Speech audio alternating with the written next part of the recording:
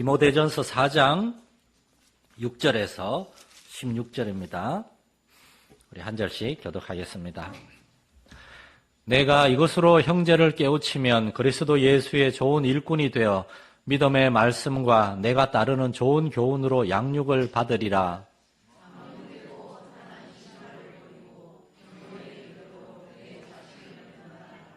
육체의 연단은 약간의 유익이 있으나 경건은 범사에 유익하니 금생과 내생의 약속이 있느니라.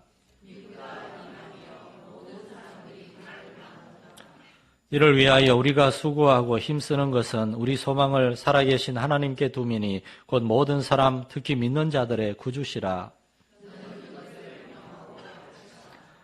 누구든지 내 연소함을 업신여기지 못하게 하고 오직 말과 행실과 사랑과 믿음과 정절에 있어서 믿는 자에게 본이 되어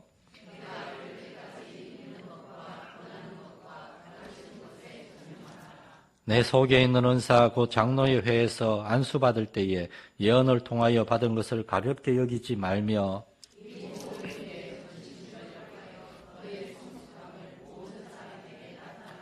같이 읽겠습니다. 내가 내 자신과 가르침을 살펴 이 일을 계속하라.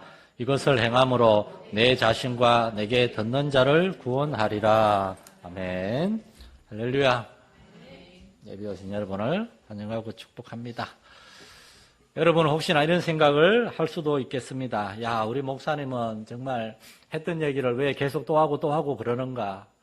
저 기도에 대한 얘기, 저 말씀에 대한 얘기 정말 계속해서 여러 번 들었는데 또 하는구나.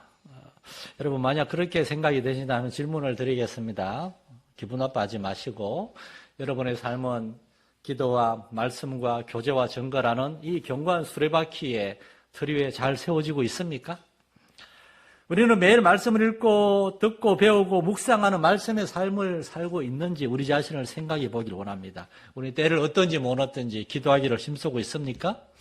지난 한 주간 저녁 특별 기도회 저녁 기도할 때 제가 하도 여기 오신 분들 뭐라 그래가지고 온 사람들은 그 추운데 이까지 왔는데 왜 이분들이 혼이 나야 되는지 제 아내가 저보고 짝짝 좀 하라 그래서 저녁에 기도하기가 힘들어져요. 많이 바쁘고 연세들은 들어가고 그럼에도 불구하고 목회자들 부탁드리는 것은 우리는 기도에 힘써야 됩니다. 무엇보다도 기도에 힘써야 됩니다. 여기 모는 분들은 또 집에서도 기도하는 줄로 믿어요. 참으로 우리는 이 동일한 주제가 신앙의 기초입니다. 매일 밥 먹어야 살죠. 물 안 먹으면 죽습니다. 밥과 물은 정말 우리의 생명의 원동력이듯이 기도와 말씀이 우리의 영적 생활의 원동력입니다. 그래서 올해도 우리 교회는 무엇보다 기도에 힘쓰는 교회, 능력의 말씀이 선포되는 교회, 하나님 사랑으로 서로를 돌아보는 교회, 모든 사람이 전도하는 교회, 이렇게 기도, 말씀, 전도, 교제 이 네 가지 키워드를 반복해서 제가 강조할 겁니다. 지난주에 첫 번째 키워드 무엇보다 기도에 힘쓰는 교회에 대해 상고했습니다. 로마의 감옥에 갇혀있는 바울 사도는 아무것도 할 수 있는 게 없었어요.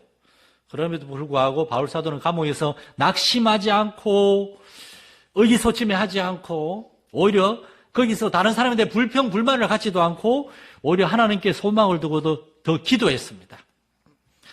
이 기도는 참으로 우리가 하나님을 믿는다는 그 믿음의 증거입니다. 우리가 하나님을 믿는다고 어떻게 알 수 있습니까? 순종하는 걸 통해서 알 수 있죠. 가장 큰 순종이 기도고 그리고 전도하고 삶 속에 거룩한 삶을 사는 것이고 믿음과 기도는 뗄래야 뗄 수가 없습니다. 믿음의 사람 될 수 있기를 축원합니다. 그러므로 기도할 수 있기를 바랍니다. 오늘 두 번째 주제는 능력의 말씀, 생명력 있는 하나님 말씀이 있는 교회. 이 주제를 다룸에 있어서 우리는 다시 한번 바울 사도와 그의 제자 디모데에게 좀 돌아오기를 원합니다. 바울 사도는 로마의 감옥에 두 번째로 갇혔어요. 빌립보서를 쓸 때 첫 번째로 갇혔고 풀려났다가 다시 두 번째 갇혔습니다. 그리고 두 번째 갇혀서 그는 디모데 전서와 디모데 후서를 썼습니다. 그리고 바울 사도는 순교했습니다. 바울 사도는 무언가 짐작하는 게 기도를 많이 하는 그는 내 두 번째 투옥됐는데 이번 내가 살아서 나가지 못하겠다. 그래서 그는 그의 마지막 편지를 교회가 아니라 디모데에게 보냈어요.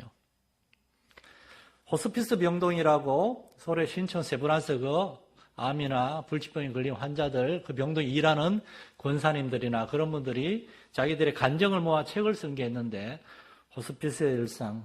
거기에 참, 저도 이제 갱년기에 접어드는 지 요새 다시 읽는데 막 얼마나 눈물이 나는지 몰라요. 그런 문장이 있더라고요. 젊을 때는 노을을 보면은, 아, 빨리 쉬고 싶다, 좋다, 이런 마음이 드는데, 나이가 들면 노을을 보면은 눈물이 난답니다. 노을을 보고 눈물이 나면은 나이가 들었다, 그러면서. 그 책에서 그런 얘기를 합니다. 마지막 시간에 사람들이 가장 먼저 찾는 게 자식이랍니다. 우리 아들, 우리 큰딸. 대부분의 사람들은 죽음을 앞두고 이렇게 자식들을 먼저 생각한다 그래요. 바울사도는 결혼하지 않아서 자식이 없었어요. 그런 죽음을 앞두고, 그러나 혈육의 자식보다 더 자신에게 있어서 아들과 같았던 디모데를 생각했고, 디모데 전서와 디모데 후서에서 바울은 디모데에게 내 아들아 라고 그랬어요. 자신의 아들과 같은 디모데에게 편지를 썼습니다. 사랑하는 성도 여러분, 저는 우리가 예수를 믿는 믿음 안에서 우리가 이렇게 영적인 가족으로 어떤 면에서는 혈연의 가족보다 더 끈끈하게 서로 사랑하고 아끼고 돌보는 가족이 될 수 있는 줄로 믿습니다. 교회는 그런 공동체입니다. 여러분 옆에 앉아있는 사람들이 그런 사람들입니다. 사도는 디모데를 왜 이렇게 특별히 아끼고 사랑했을까요? 여러 제자가 있는데 특별히 디모데를 사도는 아끼고 사랑한 것은 헬라인 아버지와 유대인 어머니 사이에서 태어난 이 혼혈아, 이 디모데는 유대인 공동체에 완전히 속하지도 못하고 약간 겉돌고 있었어요. 아버지가 헬라 사람이기 때문에 디모데는 헬라 사람이에요. 유대인이 아니에요. 그런 디모데를 바울 사도는 교회에 잘 섞이지 못하는 어린 디모데를 제자로 삼아서 2차 전도 여행을 떠났습니다. 디모데는 바울 사도를 자신의 영적인 아버지라 여기고 끝까지 따랐어요. 바울 사도가 예루살렘에 갈 때도 따라갔습니다. 예루살렘에 감옥에 갇혔을 때도 디모데는 있었어요. 거기서 로마까지 가는 10개월에 걸치는 그 위험한 지중해에서 물에 빠져 죽을 뻔한 보름 동안이나 막 파도에 그 풍랑에 휩쓸리면서도 로마까지 따라가는 길에도 디모데는 거기 있었습니다. 그리고 로마에서 바울이 첫 번째로 감옥에 갇혔을 때도 디모데는 바울을 위해서 수종자의 삶을 살았어요. 그리고 바울 사도가 풀려났을 때 다시 바울 사도와 전도여행을 하다가 바울 사도가 두 번째로 갇혔을 때 바울은 디모데를 자신 옆에 두지 않고 에베소로 보냈습니다. 디모데와 같은 일꾼을 더 이상 로마에서 자신의 옥바라지를 하면서 두지 않고 소아시아 교회에서 가장 큰 교회인 에베소 교회의 지도자로 보낸 겁니다. 처음에 디모데는 안 가려고 막 우겼을 거예요. 선생님이 감옥에 있는데 내 아버지인 당신이 감옥에 있는데 제가 어떻게 딴 데 갈 수 있습니까? 저는 선생님을 돌보면서 계속 기다리고 있을 겁니다. 고집 부렸을 거예요. 그러나 일꾼은 일터에 보내야 됩니다. 우리 교회도 참 하나님 왜 자꾸 밖으로 많이 보내는지 최재호도 나가고 이현재 집사도 나가고 막 일꾼들은 다 나가고 그래서 그냥 보배 나갈까 봐 막 얼마나 여기만 서면은 다 나가는 것 같아서 이렇게. 그러나 하나님이 보내시면 보내야 됩니다. 디모데는 바울 사도는 자신의 아들과 같은 디모데를 에베소로 보냈어요. 로마에 혼자 남았어요. 쓸쓸히 죽음을 기다리면서 바울 사도가 마지막으로 디모데를 위해서 두 개의 편지를 쓴 게 디모데전서와 디모데후서. 신학교에 가면은 2학년이 되면 반드시 디모데전서와 후서를 공부합니다. 이게 목회 서신이라고 모든 목회자가 될 사람들이 배워야 될 가장 중요한 내용들이 여기에 다 들어있다는 거예요. 특별히 디모데전서와 후서에서 바울 사도가 가장 많이 강조하는 주제가 바로 말씀의 사역자가 되라는 겁니다. 사도는 이렇게 얘기합니다. 교회는 모론지기 하나님의 말씀에 사로잡혀 있는 하나님의 말씀을 사랑하는 말씀의 종, 목회자가 있어야 되고, 두 번째로 그 목회자가 하나님의 말씀을 생명력 있게 전해야 되고, 세 번째로 성도들이 그 말씀을 참으로 하나님의 말씀으로 받아들일 때 정말 말씀을 사모하는 목회자, 그리고 생명력 있는 말씀 선포, 그리고 성도들이 그 말씀을 받아들일 때에 이 삼박자가 잘 이루어질 때 그 교회는 부흥하고 승리한다고 성경은 말하고 있습니다. 오늘 첫 번째로 우리는 이 주제를 생각해 보려고 그래요. 교회는 목회자가 필요한데 그냥 목회자가 아니라 하나님의 말씀에 사로잡힌 목회자가 반드시 있어야 된다는 겁니다. 여러분, 이 부족한 목사가 그 무엇보다도 하나님의 말씀을 사랑하고 하나님의 말씀에 사로잡힌 사람이 될 수 있도록 기도해 주시기를 부탁을 드립니다. 저희 평생의 소망은 그거예요. 성도들에게 하나님의 말씀을 올바로 전하고 성도들에게 하나님의 말씀을 은혜롭게 전해서 성도들이 교회 왔다 가면서 정말 말씀을 통해서 뭔가 깊이 깨닫고 도전받고 은혜 받았다. 그러한 생각을 하고 갔으면 좋겠어요. 바울 사도의 정말 서신을 읽으면서 사복음서 예수님의 설교를 읽으면서 여러분 그런 걸 느끼지 않습니까? 이 생명, 이 기쁨, 이 확신, 이 능력. 바울 사도는 감옥에서도 살든지 죽든지 나를 통해 예수님이 존귀하게 되기를 원합니다. 우린 그렇게 기도하기 어렵잖아요. 감옥에 갇혀 있으면 우리의 가장 큰 기도 제목은 뭐겠습니까? 빨리 풀려나게 해주세요. 병들면 가장 큰 기도 제목이 뭡니까? 빨리 낫게 해주세요. 그러나 성경의 사람들은 그렇게 기도하지 않았어요. 하나님 갇혀있던, 내가 병들어있던, 내가 가난하던, 내가 어려움이 있던 지금 나를 통해서 하나님이 영광 받기를 원합니다. 하나님이 원하시면 나는 사망의 엄침한 골짜기에 있어도 됩니다. 이 구덩이에 있어도 됩니다. 하나님의 뜻이라면 건져주옵소서. 그러나 내 뜻대로 마시고 아버지의 원대로 되기를 원합니다. 이것이 예수님의 기도였고 사도의 기도였고 초대교회 일꾼들의 기도였습니다. 교회는 언제나 이러한 일꾼이 필요해요. 이러한 일꾼, 하나님을 알고 하나님을 사랑하고 그 말씀에 사로잡힌 사람. 지난주에 청년의 성경 통독하는데 창세기 12장을 읽으면서 여러 번 들었던 질문이 또 나오더라고요. 왜 하나님은 아브라함만 부르셨을까요? 여러분 제가 수차 얘기했잖아요. 하나님은 아브라함만 부르신 것이 아닙니다. 많은 사람을 불렀는데 아브라함만 응답을 한 거예요. 그래서 올바른 질문은 왜 아브라함은 하나님의 부르심에 응답을 했을까? 왜 아브라함은? 그걸 묵상하고 상고해야 됩니다. 여러분 어떻습니까? 여러분 주위에 많은 사람들 하나님이 부르셨어요. 그런데 여러분만 응답해서 하나님께 나오신 거예요. 여러분은 왜 하나님의 부름에 응답했습니까? 하나님의 두 가지의 부르심, 첫째 구원으로의 부르심, 예수님께 나와서 죄사함 받고 새 생명 하나님 나라의 백성이 되라는 구원으로의 부르심, 우린 여기에 응답해서 나왔어요. 그런데 두 번째 부르심이 또 있어요. 헌신과 사명으로의 부르심입니다. 많은 그리스도인들이 첫 번째 구원 부르심, 천국으로의 부르심에 응답하는데 두 번째 헌신으로의 부르심, 일꾼으로의 부르심에 응답하지 않아요. 구원받은 것으로 됐다는 겁니다. 말은 그렇게 합니다. 저는 부족합니다. 그런데 사실은 그게 아니에요. 구원받았으니 됐다는 겁니다. 이제 그냥 교회 다니는 이 정도로 하나님 좀 내버려 두세요. 나 할 일 너무 많습니다. 하고 싶은 일도 많습니다. 돈도 벌어야 되겠고, 공부도 해야 되겠고, 성공도 해야 되겠고, 학생들 대학교 가면 다 왜 교회를 떠납니까? 공부해야 되겠고, 좋은 직장 얻어야 되겠고, 내가 해야 할 일이 많고 하고 싶은 일도 많다는 겁니다. 성경은 우리에게 눈물로 씨를 뿌리는 자는 기쁨으로 거두리로다 말씀하는데 우리는 눈물 흘리기를 원하지 않아요. 눈물 흘리기 싫다고 말합니다. 고생하기 싫고 병들기 싫고 어려운 일 당하기 싫고 우리 모든 면에서 건강하고 부유하고 편하기를 원하고 안정된 삶을 원한다고 말합니다.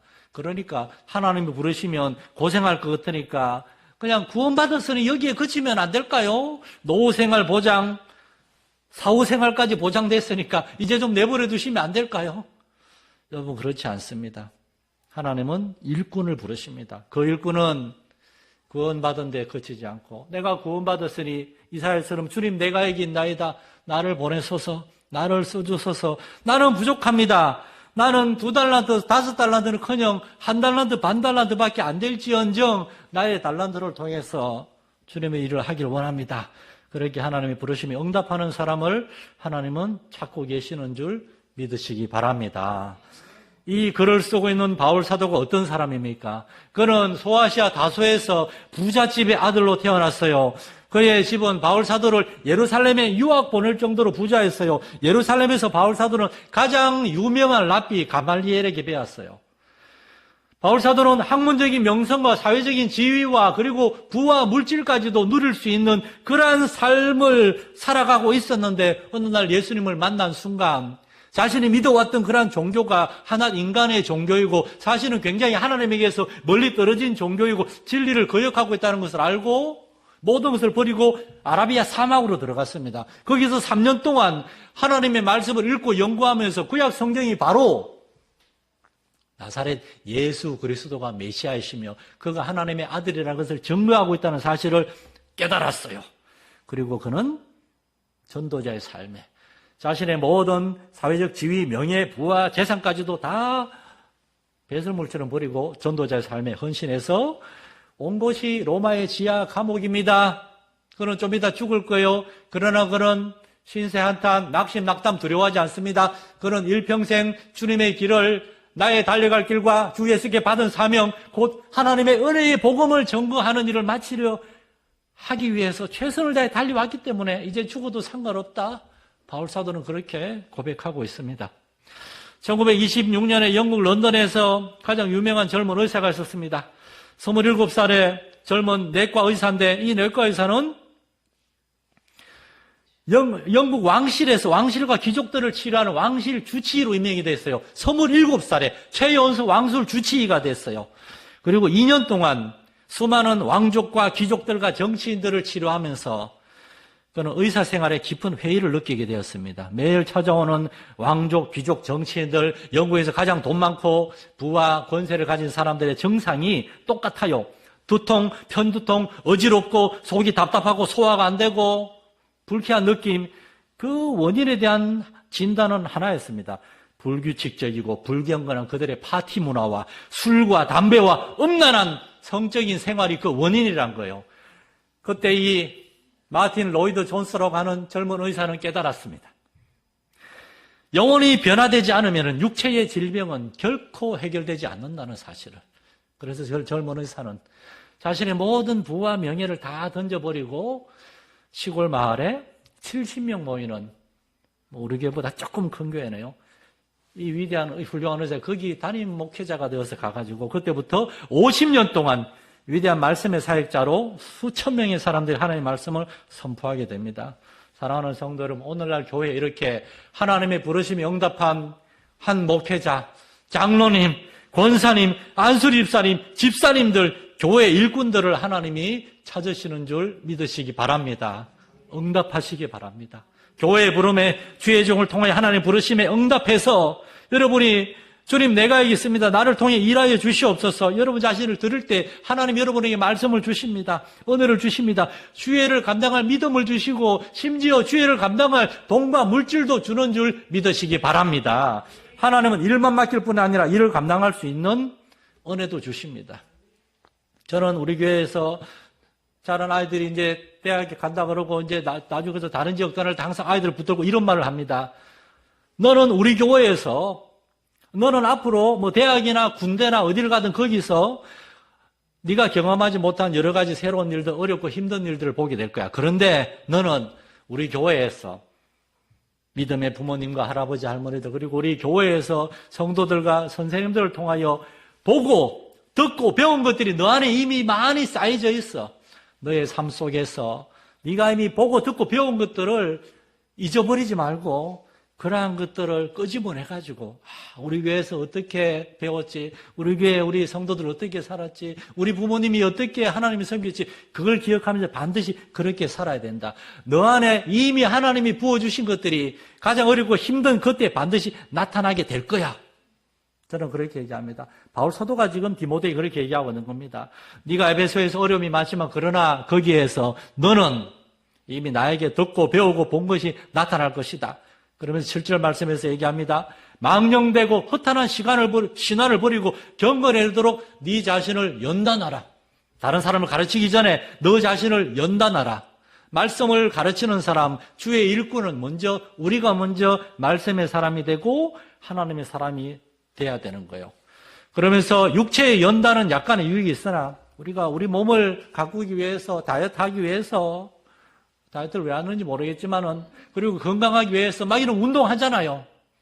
그것도 필요하지만 그러나 경건의 영적인 훈련이 정말 유익하다는 거예요. 그래서 내가 이럴 때까지 읽는 것과 권하는 것과 가르치는 것에 전념하되 너는 네 자신과 너의 가르침을 먼저 살피라. 목회자로서 제가 설교 준비할 때 저는 원고를 되게 일찍 준비합니다. 원고 준비해놓고 난 다음에 혹시나 잘못된 이야기 할까, 그냥 내가 하고 싶은 이야기 할까, 교정하고 제가 왜 원고를 항상 보고 있습니까? 쓸데없는 소리 안 하려고. 하나님의 말씀을 한 자라도 더 전해야 되는데 사람이 이야기하지 않으려고. 목회자가 무엇보다도 말씀의 사람이 돼야 되고 성도들도 마찬가지입니다. 여러분, 하나님의 일이란 그 무엇보다도 말씀의 사역입니다. 여러분이 다른 사람에게 가서 무슨 얘기를 할 것입니까? 요즘 미국과 전쟁 얘기할 것입니까? 정치 얘기할 것입니까? 미안한데 그건 우리하고 한 발짝 떨어진 일이에요. 지금 우리 옆에 있는 사람들 오늘 우리가 만나는 내일 못 만날지 모르고 다음 주 못 만날지 모르고 그 다음 주 못 만날지 모르는, 오늘 그들이 하나님을 알지 못하면 나중에 어떻게 될지 모르는 그들에게 우리는 그들에게 무슨 얘기를 할 수 있겠어요? 정치 얘기, 텔레비전 얘기, 야구 얘기 그런 것밖에 할 게 없습니까? 우린 그들에게 하나님께 받은 말씀, 주의 종을 통해 받은 말씀, 성경을 읽고 깨달은 말씀, 그러한 말씀에 대해서 나눌 수 있기를 축원합니다. 여러분의 가정이 또한 하나님 나라에 있어서 작은 천국이 될 수 있기를 축원합니다. 수많은 불신자들의 삶과 그들의 가정을 보시기 바랍니다. 하나님 안 믿는 사람들의 가족들이 서로에게 정직하지 못하고 서로에게 상처를 주고 가장 가까운 사람들이 서로를 가장 힘들게 하는 그런 모습들을 우리가 얼마나 많이 볼 수가 있습니까? 오늘 사도는 디모데한테 내 아들아 죽음을 앞두고 사도는 그 무엇보다도 자신의 영적인 아들 제자 디모데를 생각합니다. 사복음서에서 예수님은 제자들과 얼마나 삶을 깊이 있게 나누고 제자들을 사랑하시되 끝까지 사랑하시는 모습, 제자들은 예수님 다 모른다고 부인하고 떠나가는데 예수님은 제자들을 끝까지 사랑하십니다. 여러분, 이곳이 천국입니다. 천국은 우리가 나중에 죽은 뒤에 가는 게 아닙니다. 천국은 여기서 살아가고 있는 이러한 삶 속에 그러나 부족함이 있죠. 그러나 우리가 연습하고 이 삶이 가장 완전하게 완성되는 곳이 천국이에요. 여러분의 가정이 천국이 되고 우리 교회가 작은 천국이 될 수 있기를 축원합니다. 그러므로 하나님의 말씀이 있어야 됩니다. 하나님의 말씀을 힘입어 다른 사람 이야기를 들어주고 그들을 사랑으로 권면하고 하나님의 말씀을 전할 수 있는 우리 성도들 될 수 있기를 소망합니다. 왜냐하면 두 번째 원리, 오직 생명력이 있는 하나님의 말씀만이 사람들을 구원하고 변화시킬 수 있기 때문입니다. 교회의 역사는 하나님의 말씀의 역사였어요. 바울 사도는 3차 전도여행을 마치고 예루살렘으로 가면서 에베소 교회의 지도자들과 장로님들을 불러가지고 마지막 권면을 했습니다. 이때 사도가 뭐라 그럽니까? 사도행전 20장 31절 2절에 그러므로 여러분이 일깨어 내가 3년이나 밤낮 쉬지 않고 눈물로 각 사람을 훈계하던 것을 기억하라. 지금 내가 여러분을 주와 및 그 은혜의 말씀에 부탁하노니 그 말씀이 여러분을 능히 든든히 세우사 거룩하게 하심을 입은 모든 자 가운데 기업이 있게 하시리라. 교회는 말씀으로 세워져야 됩니다.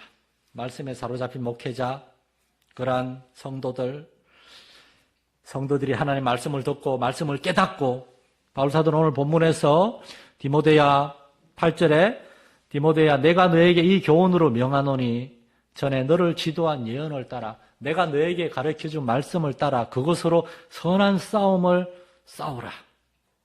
디모데후서에서도 똑같은 말을 합니다. 너는 그리스도 예수 안에 있는 믿음과 사랑으로 내게 들은 바 바른 바들을 본받아 지키고 그것을 가르치라. 하나님의 사역은 하나님의 말씀을 듣고 배우고 가르치는 겁니다. 하나님의 말씀에 세 가지 원리가 있어요. 첫째, 하나님은 반드시 우리에게 말씀을 주십니다.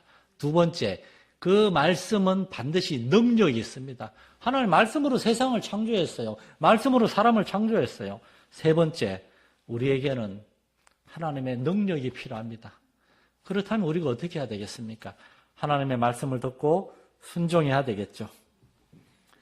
영국의 찰스 스터드 선교사님이라고 귀족 집안의 아들로서 재산도 풍부하고 명예가 있었어요. 또는 그는 무슨 크로스 하키라고 어떤 정확히 모르겠는데 이렇게 공치는 골프 이전 무슨 그런 모델 같은데 그거 선수였어요. 국가대표 선수였어요. 그런데 그가 예수님을 깊이 만나고 선교사로 헌신했을 때 주변 사람들이 스튜듯이 꼭 그렇게 나가야 됩니까? 당신같이 부와 명예가 있는 귀족이 그 선교사는 이렇게 그 좀 돈 없는 사람들 그런 사람들 나가는 거 아닙니까? 그랬을 때 찰스 스터드 선교사는 이렇게 대답했다고 합니다. 예수 그리스도가 하나님이시고 그분이 나를 위해 죽으셨다면 그분을 위한 나의 어떠한 희생도 결코 크다고 할 수 없습니다. 사랑하는 성도 여러분, 우리에게 이런 믿음과 확신이 있습니까?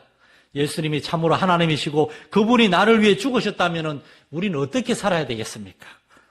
우리는 무엇을 위해 살아야 되겠습니까? 우리의 돈과 물질과 우리의 시간과 우리의 인생과 우리의 모든 것들을 예수 그리스도를 위하여 바치는데 아까워지 않을 수 있는 여러분 될 수 있기를 축원합니다.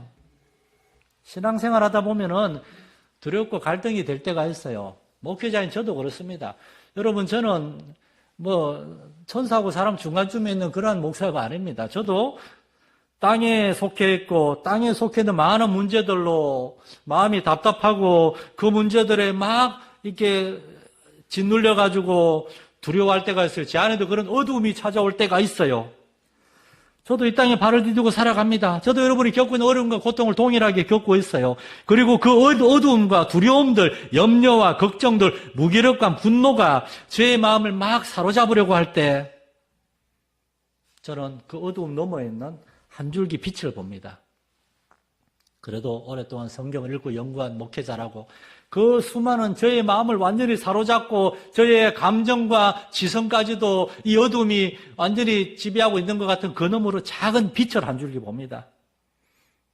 제가 설교를 준비하면서 깨달았던 말씀들, 제가 성도들하고 대화하면서 성도들에게 권면했던 이야기들이 갑자기 기억이 나면서 그 말씀의 진리들이 막 한 줄기 빛이 비치다가 점점 커지면서 마침내 그 빛이 제 안에 있는 어두움들을 조금씩 몰아내려고 할 때 저는 하나님을 회개하면서 하나님이시여 제 마음을 주장하여 달라고 그렇게 저도 겨우겨우 회복되고 그럽니다, 여러분. 사랑하는 성도 여러분,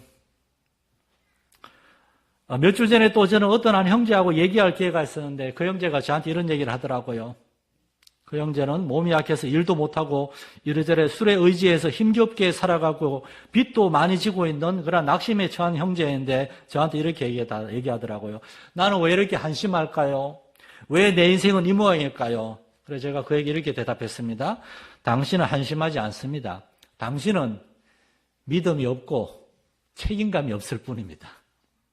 당신의 인생에 대해서 책임감이 없을 뿐입니다. 당신은 하나님을 믿어야 됩니다. 하나님을 믿을 때 하나님께서 당신의 마음에 책임감을 줄 겁니다.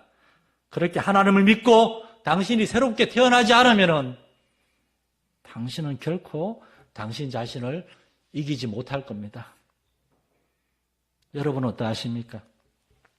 여러분의 마음에 믿음이 있고 그 하나님을 아는 지식이요 하나님을 아는 믿음이 여러분은 하나님의 말씀 앞으로 겸손히 이끌고 있고 하나님의 말씀을 듣고 하나님의 순종함으로 우리가 우리의 삶을 살아가고 있습니까? 교회란 무엇입니까? 교회란 예수 그리스도를 믿는 사람들의 공동체예요. 예수 그리스도를 믿는다는 것은 무엇입니까? 우리에게 예수 그리스도를 보내주신 하나님을 인정한다는 거예요. 하나님이 살아계심을 인정한다면은 성도 여러분, 하나님의 말씀을 들으시기 바랍니다. 만물의 창조주가 되시고 우리한테 생명을 주셨고 여러분의 모든 삶을 다 계획하고 주관하고 계시는 하나님을 인정하고 그분의 말씀을 들을 때에 하나님이 여러분의 심령 가운데 역사하시고 여러분의 입술을 통하여 여러분과 대화하는 여러분의 가족들과 여러분의 오이코스들에게 역사하실 것이고 그러한 사람들이 모여있는 이 교회에 역사하셔서 바로 그때 여러분의 가정과 교회에서 하나님의 말씀이 참으로 육신에 대해 우리에게 오신 예수 그리스도가 여러분의 가정 가운데, 교회 가운데 일하는 것을 경험하게 될 것입니다. 올 한 해 생명력 있는 하나님의 말씀을 붙드는 영혼, 가정, 교회 될 수 있기를 간절히 축원합니다. 하나님 아버지, 로마의 감옥에 갇혀서 죽음을 앞둔 사도는 아들 디모데에게 2편의 긴 편지를 보냈는데 그의 편지의 요점은 단순했습니다. 내 아들아, 말씀의 사람이 되고 말씀의 능력을 경험하고 그 말씀을 다른 사람에게 전해라. 교회는 말씀을 받아야 되고 말씀의 능력을 경험해야 되고 그때 우리 성도들의 인생과 우리의 가정과 우리의 삶이 변화될 줄로 믿습니다. 올 한 해 우리 성도들은 무엇보다도 하나님의 말씀에 귀 기울인 교회와 성도들 되어서 우리의 영혼이 새로워지고 가정이 변화되고 교회가 회복되는 역사를 경험하게 해 주시옵소서. 예수 그리스도 이름으로 기도드립니다. 아멘.